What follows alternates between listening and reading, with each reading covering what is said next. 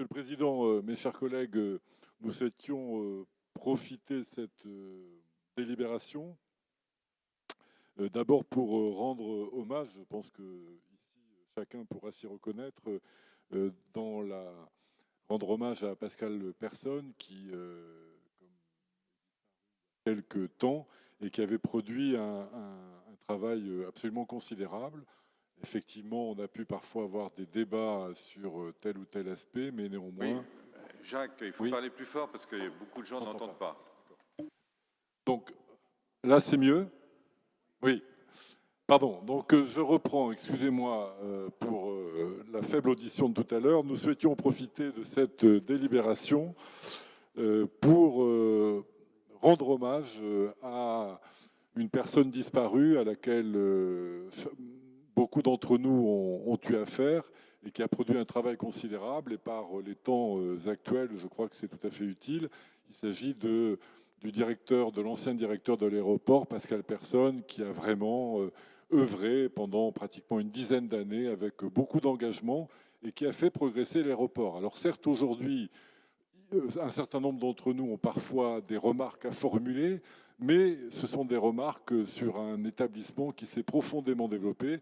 Je rappelle à certains qu'il y a maintenant très longtemps, nous avions en tête et il y avait des programmes ambitieux qui étaient développés par la région pour avoir 3 millions de passagers par an. Eh bien, grâce notamment à Pascal Persson, nous avons fortement développé ce niveau-là, nous l'avons très largement dépassé, et ces 3 millions ou 5 millions de personnes que nous peignons, que nous n'arrivions pas à atteindre, nous les avons fortement dépassés. Des aménagements sont aujourd'hui nécessaires, mais il est incontestable que les résultats que nous avons atteints n'auraient pas été atteints sans son hommage, et nous rendons hommage très régulièrement à un certain nombre d'entre nous qui sont des élus et qui nous quittent, mais je crois que l'hommage qu'on peut rendre à un grand commis de l'aéroport et donc du développement de la métropole était mérité. En tout cas, au sein du groupe Métropole Commune, nous souhaitions le faire. Je crois que cet hommage est aussi une bonne ouverture pour signaler que nous devons poursuivre cette œuvre engagée, qui a été une œuvre collective, faite par les différentes majorités qui se sont succédées, faite par ceux qui travaillent dans la zone de l'aéroport, faite par ceux qui travaillent dans la zone de l'aéroparc. Et pour produire ce travail-là, vous le savez, Monsieur le Président, le groupe Métropole Commune sera à vos côtés. Là, je pense qu'on peut vous s'adresser à vous personnellement en tant que maire de Mérignac. Nous connaissons votre engagement à cet égard, mais sera aux côtés de tous ceux qui veulent faire ce travail-là, car c'est vraiment, je dirais, le ressort profond du dynamisme industriel de la métropole.